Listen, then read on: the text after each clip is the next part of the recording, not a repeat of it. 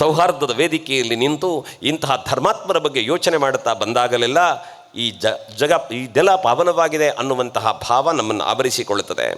ಅದರಿಂದ ಆಚೆಗೆ ಯಾರ ಬಗ್ಗೆ ಹೇಳಬೇಕು, ಯಾರ ಬಗ್ಗೆ ಬಿಡಬೇಕು? ನಾನು ವೇದಿಕೆಯಲ್ಲಿರುವಂತಹ ಒಬ್ಬೊಬ್ಬರು ಕೂಡ ವೈಯಕ್ತಿಕವಾಗಿ ನಮಗೆ ಪರಿಚಯಸ್ಥರ ಅಲ್ಲದೇ ಇದ್ದರೂ ಕೂಡ ಅವರ ಸೇವಾ ಕಾರ್ಯಗಳ ಬಗ್ಗೆ ಕೇಳಿದಾಗ, ಸ್ವಾಮೀಜಿಯವರ ಮೂಲಕ ಅವರ ಬಗೆಗಿನ ಮಾತುಗಳನ್ನು ಕೇಳಿದಾಗ ಸಂತೋಷ ಅಂತ ಅನ್ನಿಸಿತ್ತು. ಇವತ್ತು ಸಮಾರಂಭದಲ್ಲಿ ಉದ್ಘಾಟನೆ ಮಾಡಲಿಕ್ಕೆ ದೀಪ ಪ್ರಜ್ವಲನೆಗೆ ಬೋಳ ಪ್ರಶಾಂತ್ ಕಾಮತ್ ಅವರನ್ನು ಕರೆದ್ರಿ. ಹೇಳಬೇಕು ಅವರ ಕಥೆಗಳು, ಈ ವೇದಿಕೆಯಲ್ಲಿ ಕೇಳಿಸಿಕೊಳ್ಳಬೇಕಾದ ಮಾತು.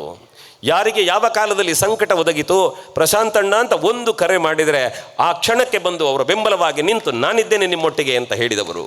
ಧರ್ಮಕ್ಕೆ ಚ್ಯುತಿಯಾದಾಗ ಧೈರ್ಯವಾಗಿ ನಿಂತವರು, ನಮ್ಮ ಪರಂಪರೆಗೆ ಚ್ಯುತಿ ಬಂದಾಗ ಎದೆ ಕೊಟ್ಟು ನಿಂತವರು.